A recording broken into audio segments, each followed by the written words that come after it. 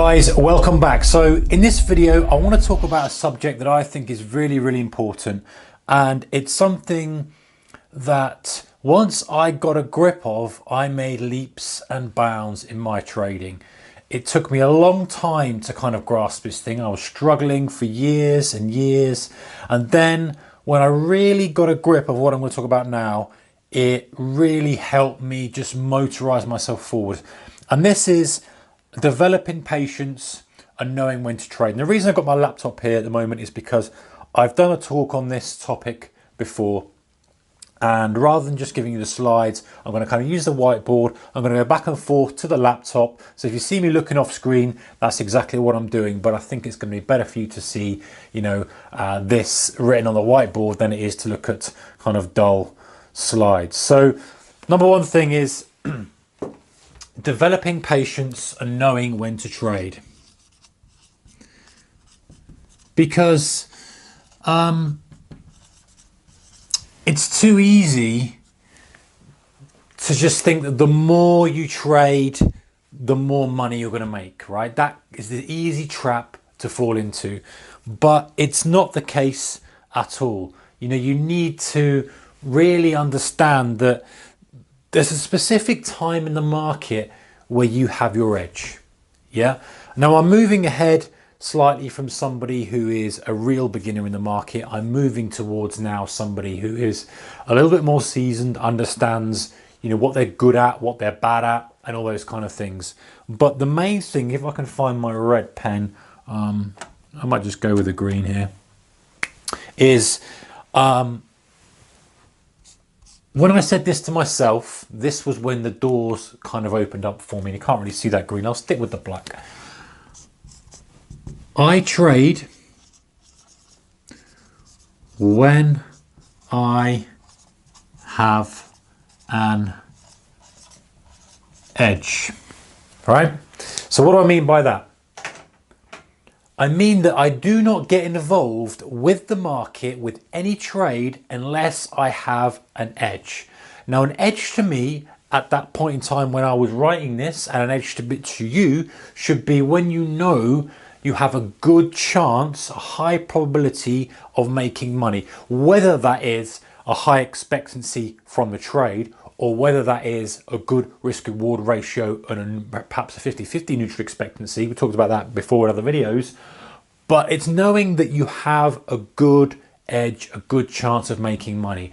Whether that is something like, for me, it was one of my favorite setups. Again, we've shared this kind of thing, was buying a pullback on an explosive opening driver as when I was very, very aggressively day trading the DAX at the time. That was something that was very lucrative for me. And just knowing that I would only trade when I saw that, or I saw my library of setups that I was employing for that day, as opposed to trying to get involved here or here or here or further in a day or here or here or here. Just literally drilling it down and saying to myself, listen, I am only going to get involved. I'm only going to put my capital, my risk capital at risk, if you like, when I see the edge. The edge has got to be there. What is my edge? That's for another video. That's for another topic. Defining it yourself. You can define your own edge, your own kind of way of looking at things, but only getting involved when you have your edge. If we look at some of the biggest hedge fund guys and traders that you perhaps admire or have heard of, they have a specific strategy. Even going to someone like an investor like Buffett, he doesn't get involved in stuff that he doesn't understand. He doesn't get involved in chasing things because they're at new highs, even though he may have missed loads of money by doing that. Does he care? No. He focuses on buying things that he perceives are undervalued. Now, I know that's different from a trading perspective. We're not necessarily going to be doing that. We're going to have more, some of us might have more technical decision making that comes into the process, whatever. But the point is, he's got an edge, he's got a strategy.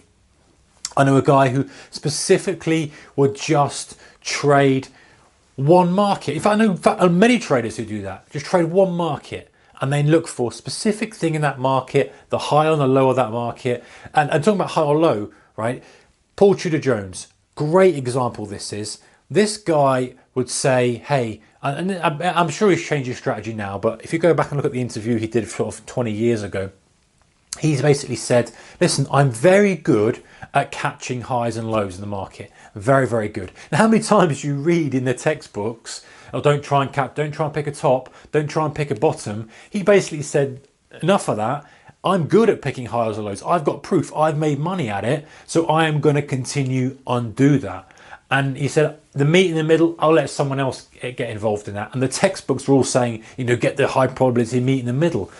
For him, that was his edge. So he only got involved when he perceived something wasn't an extreme. And of course, we know this guy's made several billions doing that kind of thing. Hedge funds, again, they have got a specific strategy. They know what they're going to do. Perhaps they're investing in miners only because they understand the flow of resources or whatever it may be, and they've got a good handle on that, whatever the situation is. But even the biggest guys in the world know what their edge is and they stick to it. And actually often when you look at some of the failures of big funds, it's because they haven't really got the returns that they've wanted from that, and instead of being patient and just riding it out, they've looked elsewhere, got involved with things that perhaps they shouldn't have, and blown up. And that's the same with individual traders as well, guys. Unfortunately, I know people who have done exactly that. Rather than stepping back and saying, you know what, I'm very good at this. I'm very good at this specific basket of strategies or this specific style of trading.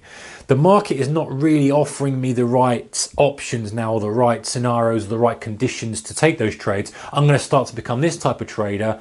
And the danger is then that they're going out of their edge. Now, it's a difference from stretching your comfort zone and becoming a different trader. That's a different topic altogether. But they're doing something where they don't have the edge. You know, they don't have an edge personally, from a strategy perspective, from a personal perspective, whatever it may be. And that then can lead to you just becoming one of the statistics. Because, you know, just moving on back to this point before we move on, is that the key to trading is not necessarily how much you make, it's how much you can keep. You know, it's reasonably easy to make a decent amount of money trading. And I say that with caution, by the way. Nothing's easy, but it's easier to do that than it is to keep it and say to yourself, I've made a decent amount of money here. Now, how do I grow that while still protecting that? That is the difference between somebody who may make big swings and go back down again, big swings and go back down again. It's knowing what your speciality is, what your trading edge is, and only getting involved when the conditions are right, whether that is intraday, whether that is on a week basis, a month basis, a year basis, whatever it is, knowing your strengths and only getting involved then. Right, let's look at, in the next video, I'm going to talk a little bit more about this topic.